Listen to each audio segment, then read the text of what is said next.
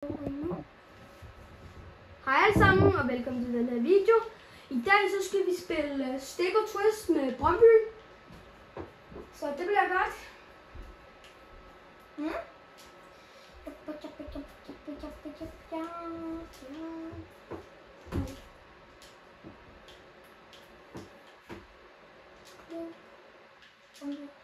Okay, hvad starter vi med? Vi starter, skal vi sige, side 2 spiller 2. Okay, Side 2 spiller 2.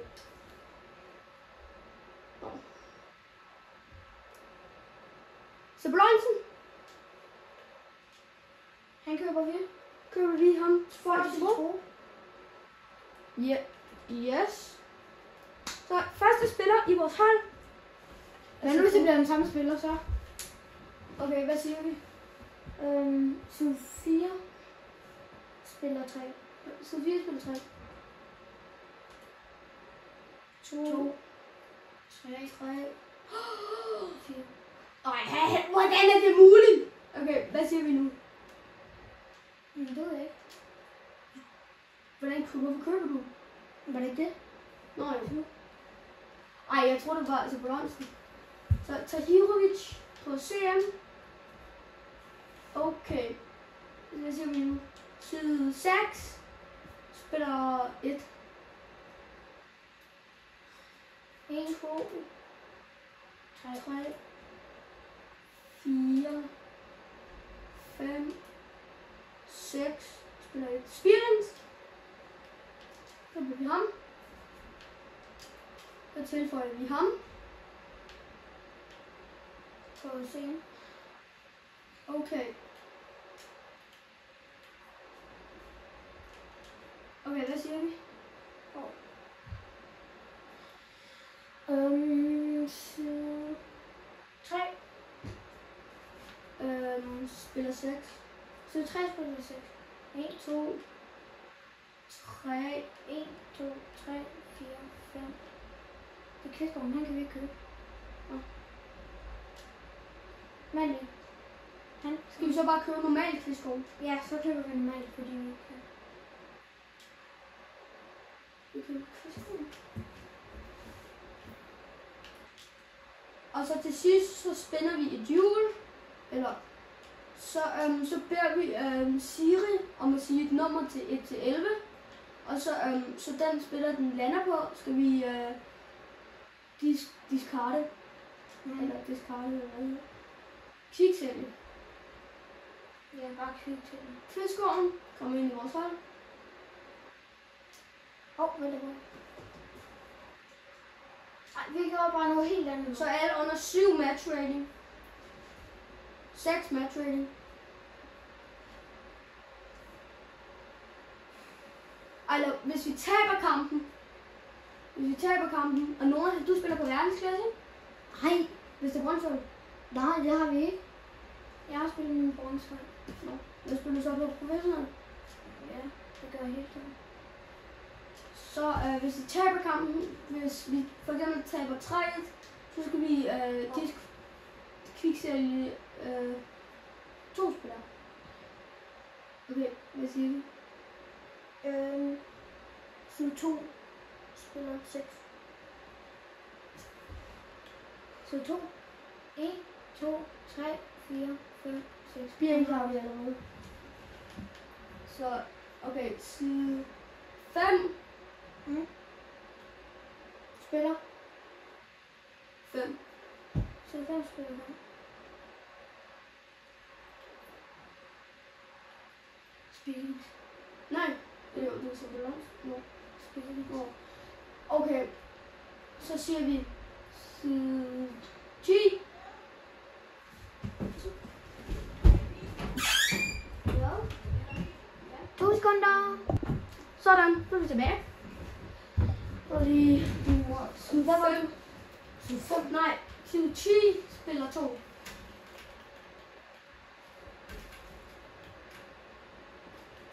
Jeg er bange for hvem der er. Ej, ham kan vi ikke købe. Prøv den. Hvad der var den?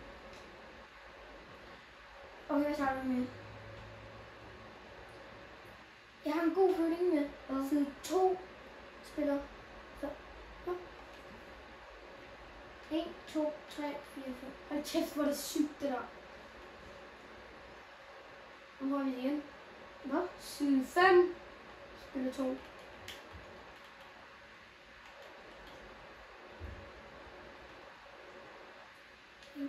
Lauritsen. Lauritsen, okay. Så har vi Lauritsen til vores hold. Og det er nu. Vi tager ham ind i skortet bagefter.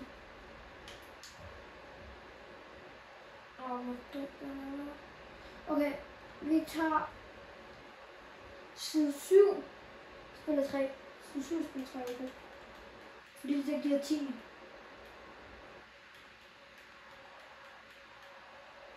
Seks.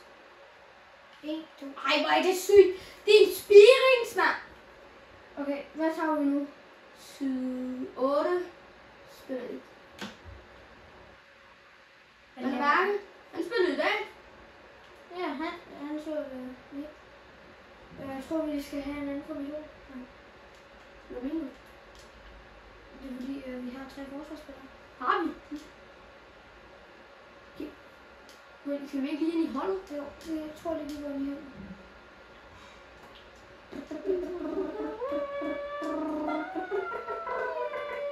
Vi har ingen forsvarsspillere. Ja. Så har vi fået 2 forsvarsspillere. Nå, ja, det tog langt lige her.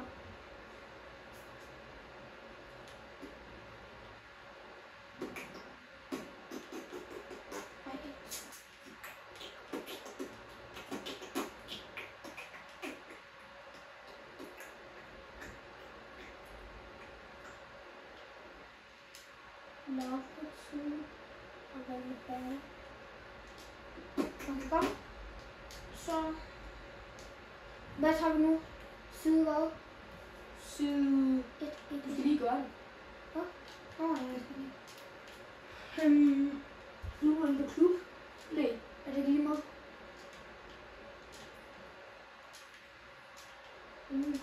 Side hvad? 1. Spiller 1. Okay. Så er det bare den første spiller, der kommer frem. Det er en spirings, mand. Det er en... Jeg håber, vi får en art. Nej, det gør det ikke. Okay, hvad er nu? Side 5. Nej, side 2 spiller 1. Side 2 spiller 1.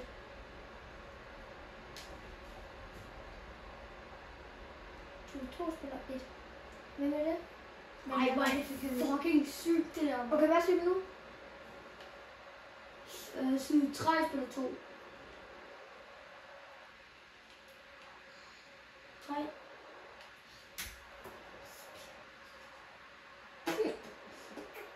Okay, så har vi side 5 spiller 2.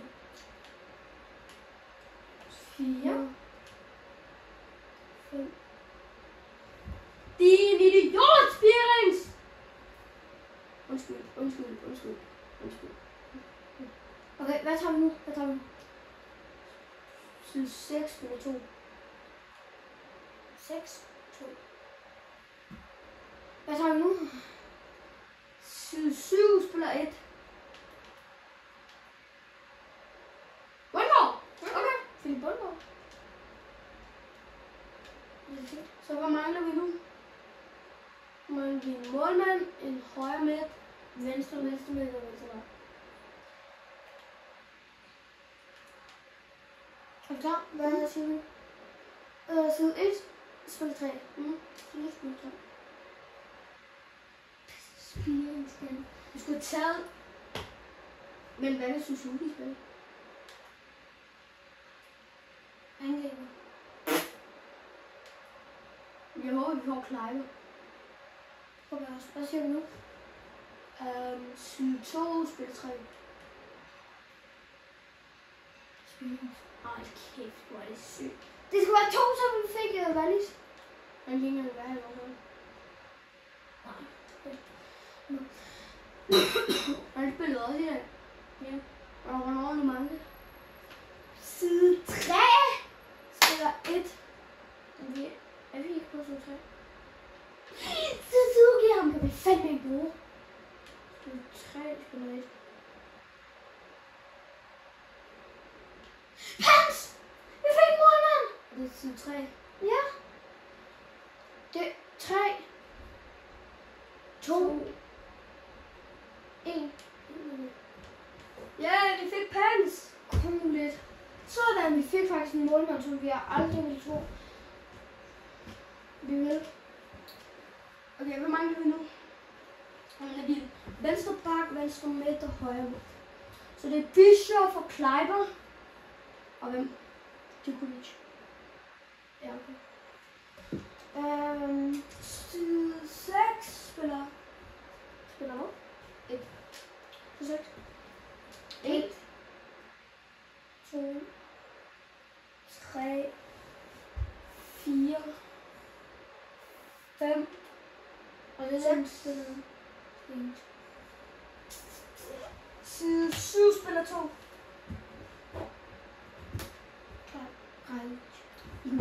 Hvad spiller hun? Kun angriber. Kleiber! Vi var så tæt på Kleiber. Hvor skal han spille? Bænk. Skal han på bænken? Tror jeg. Vi tager 3 spillere på bænken. 3 spillere på bænken. Og så er alle andre bare nogle gutter. Ja.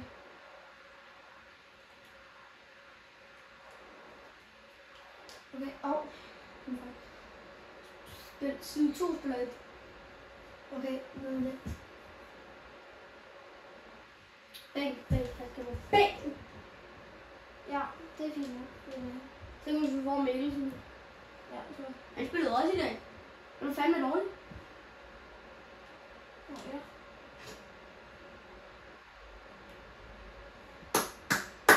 Ja. Side 4 spiller 3. Side 4 spiller 3. 1, 2, 3. 3, 1, 2, 3, 4. Flip til dag. Okay, hvad nu? Hvorfor går det? Side 6 spiller 4. Okay. 6, 4, spiller 1. Du sagde 6, ikke? Vi er på 4. Nå. Det er fejl. Mig. Så er det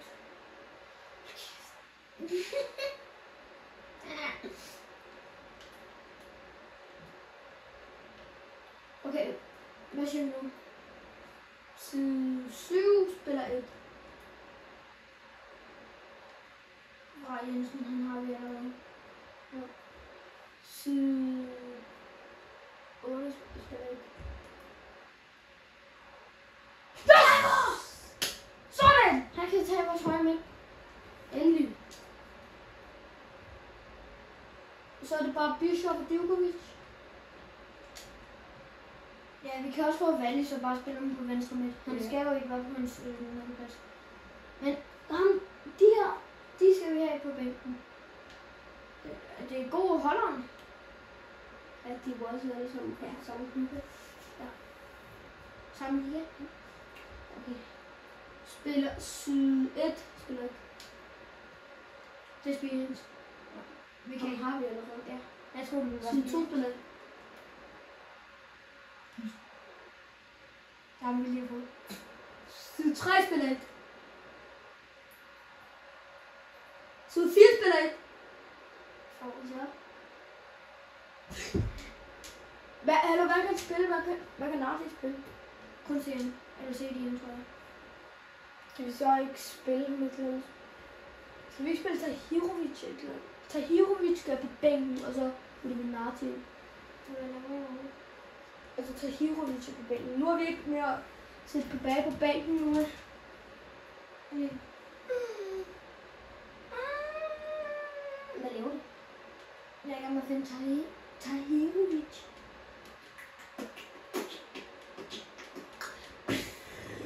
Hatter vi den? Bim, dalala, dalala, brr, brr. Ej, jeg ved ikke. Gjorde du det?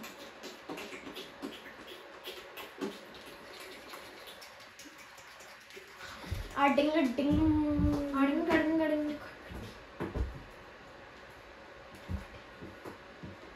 Mig, det er ikke så. Nej, det. Ej, undskyld. Ja, du er lidt over grænsen nu, synes jeg. Lidt over grænsen. Ja.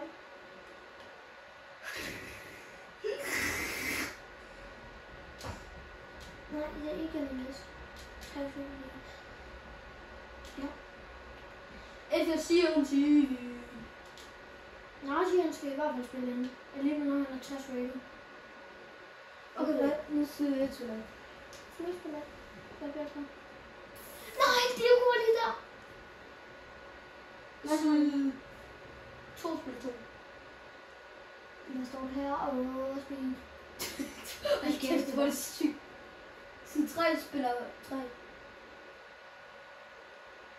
Side 4 spiller 4. Hvor er det fucking sygt! Side 5 spiller 3. Suzuki? Kan vi ikke godt spille ham på venstre midt? Det er vi nødt til. Ja. Hvad kan Kvistgaard spille? Og kun angriber. Hvad med Philip Bundgaard? Kun angriber. Og du kan selv se. Ja. Ja, okay. Venstre Ja. midt, højre midt. Ja, okay. Vi kunne så godt bruge for et positionsskift. 4-2-4! 4, 2, 4. 4-2-4! Nej, Kleiber kan ikke spille. Men så kan vi til. Men prøv at vende på 4-2-4. Vende på 4-2-4. Jeg prøver at vende.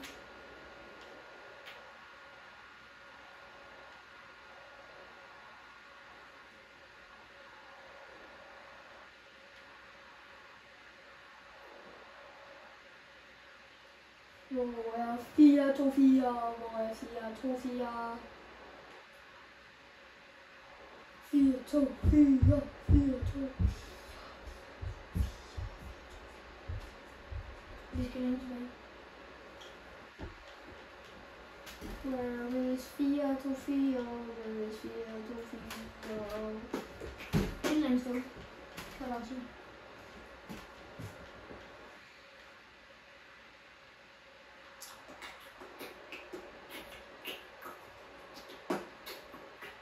Jeg tror, den kommer efter det her.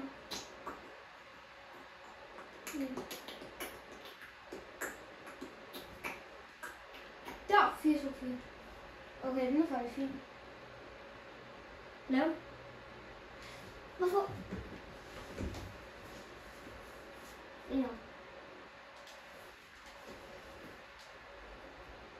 Så skal vi bare... Ja... Måske i stedet for Kleiber. Og så skal vi tage Rajovic på højre ving. Rajovic? Ja. Jo, sådan her, så tager vi Rajovic på højre ving. Vi skal lige have en spiller på vingen. Ja, tager vi ikke bare gode spillere nu? Tager vi ikke bare nogle spillere? Bare til Djokovic. Okay.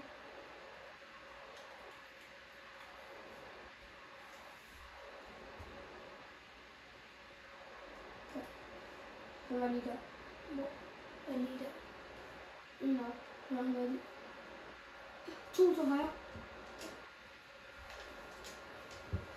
Yes, nu skal vi spille en kampi. Altså, skal vi ikke bytte ham for Kleiber? Okay. Og så bytte Kleiber for Zabalonsen. Okay. Hvordan har det her hold ikke engang 33 gennemsnit? På grund af Rajovic. Okay. Så. Altså bare lige finde nogle spillere.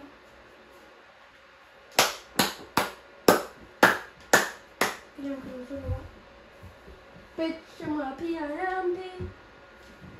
Bare til dine gode spillere, du ved. Hvor var Og jeg? en kan vi ikke tage.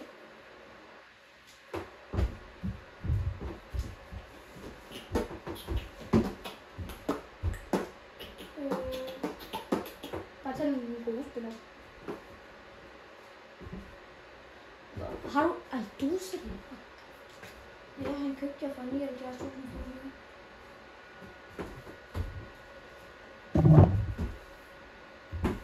Sorry for that. Så.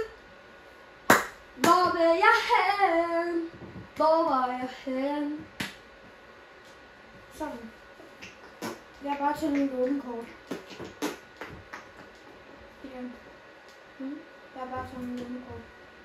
Jeg har også lige taget en træning. Ja, og så kan det være lidt svært selv. Har du grønne træning? Ja. Og til Jay Russell? Ja. Så skal vi spille en kamp. Nej, tak.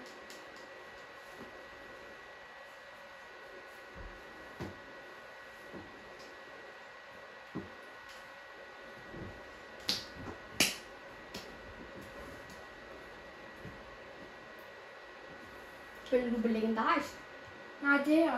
Ja. Men jeg skal lige se, hvordan det så ud. Ja, okay. Det er proof. Hvad? Det er proof. Vi skal bare prøve vandkast. Nej, tak proof. Hvad? De har en CDM på angriber. Det er hvad så? Og det er også, de har den mægtige Brøndby. Hvad nu, hvis vi vinder så 16-0? Altså i går, ikke? Så var det mig og min far, vi spillede en draft. Så var det ved 22-0. Det er bedst. Og på Hamburg Fortuna. jo og det. Det har en CDM på angriber. Ja. What the fuck? Hvad? Hvad er det der? Så er det hele Brøndby mod et eller andet. Ejvich. Har du overhovedet lært at løbe, Ejvich? Og vi er jo Brøndby-drenge.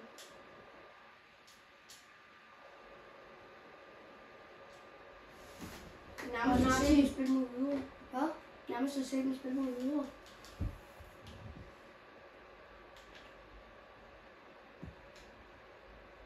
Nej, hvor er det dårligt.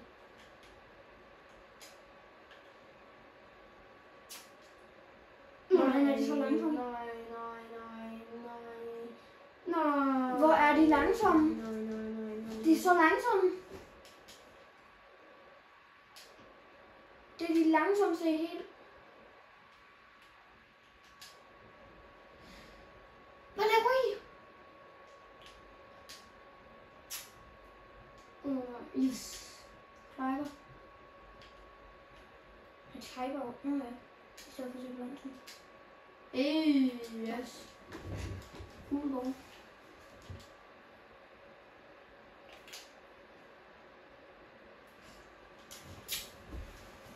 Jeg tror lige. Du skulle have Jebo ind. Han var jo lille. Tror jeg ikke. Jeg er ikke sikker.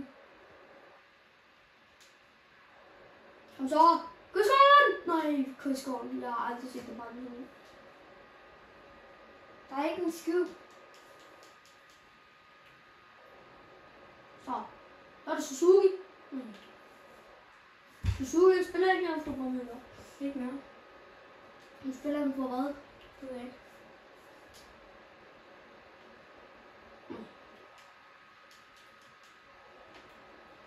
Spin.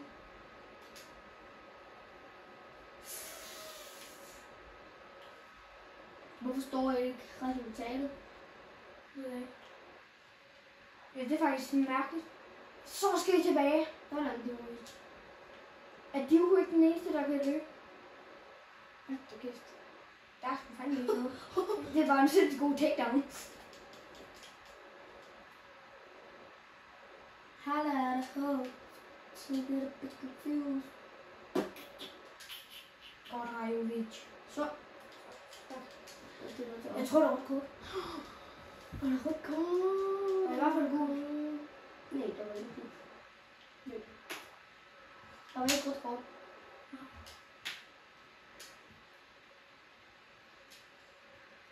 Backseat of my pen.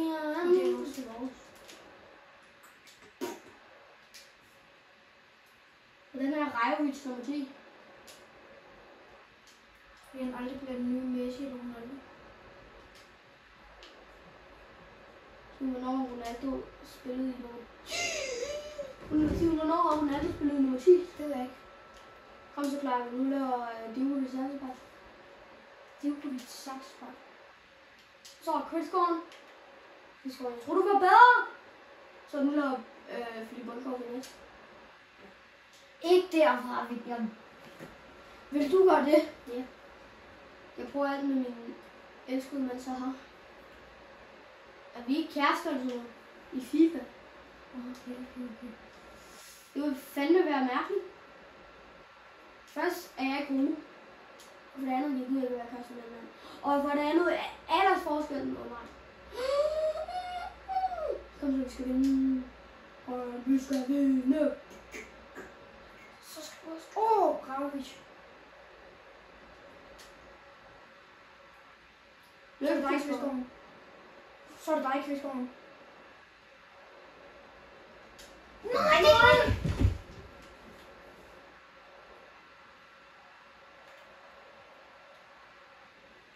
Det er os, der har haft bolden mest, men det er bare ikke os, der kan score.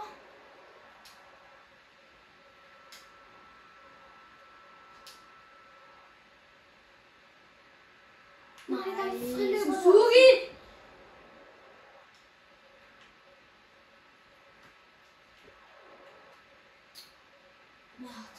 Hold da kæft. Det er derfor, jeg sagde, at vi ikke skulle spille verdensklasse, William. Okay. Det går meget dårligt. Det gør meget dårligt. Jeg tror, jeg taber. Tror du også? Ja. Jeg håber, at Pysgaard kan lave en kasse. Jeg håber bare, at vi får én kasse. Ja. Tak for den. Og så Suzuki. Nej, det er en køjle! Godt Marti. Den nye Toni Kroos. Hjørnespark. Nu har Djokovic sagt det, som jeg sagde.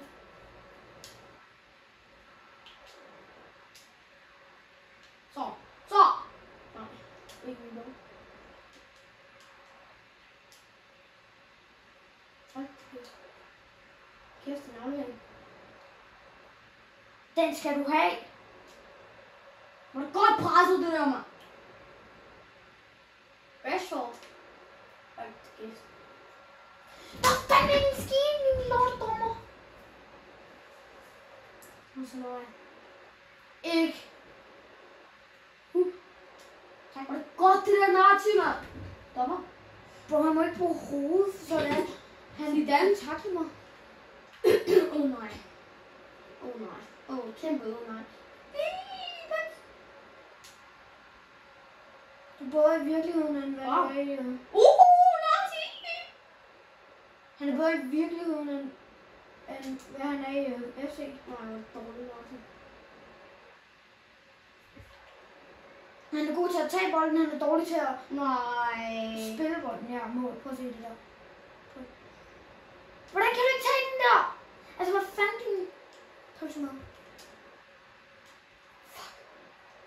Hansa Brøndby. Så er det Suzuki. Nej, Suzuki. Du skal score på sådan nogle der. Lige nu, det starter vi 2 spillere. Ja. Ja, nu er det 7. Pants! Den første gang, man skulle bruge det. Ja. Ikke så fandme. Hvad? Ikke. Nej. Prøv at se. Hvor er det godt. Hjørne igen.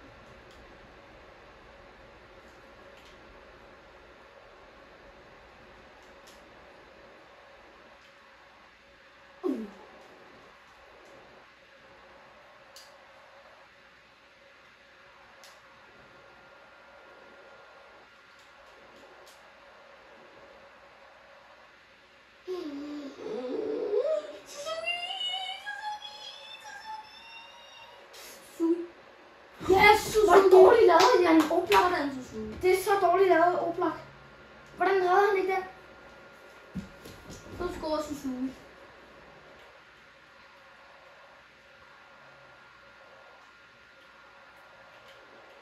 Lige nu discarder vi én spiller. Nej. Hvordan giver han den der væk? Hold da kæft. Nej. Offside. Der er offside. Det er vildt, han viser. Der var ingen offside. Nej.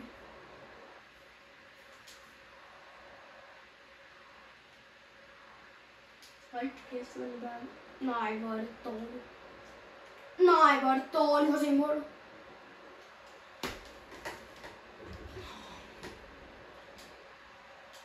Kom nu lidt fra mig. Hold da kæft. Hvor er det fandme en god tanke.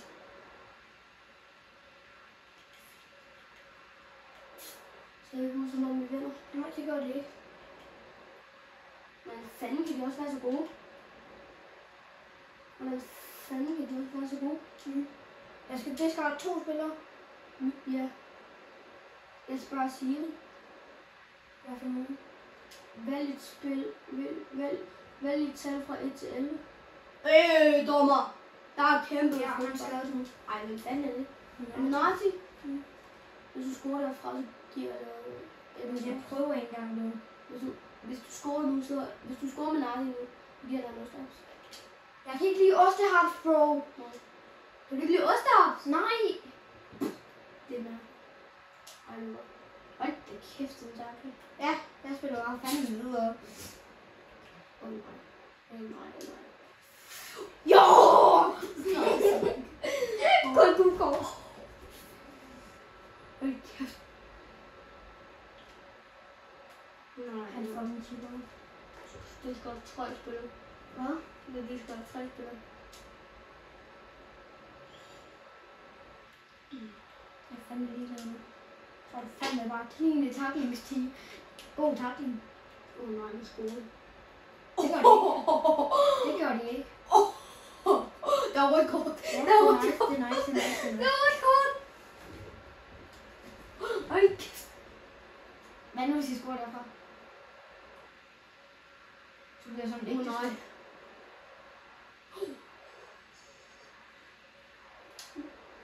To minutter ekstra.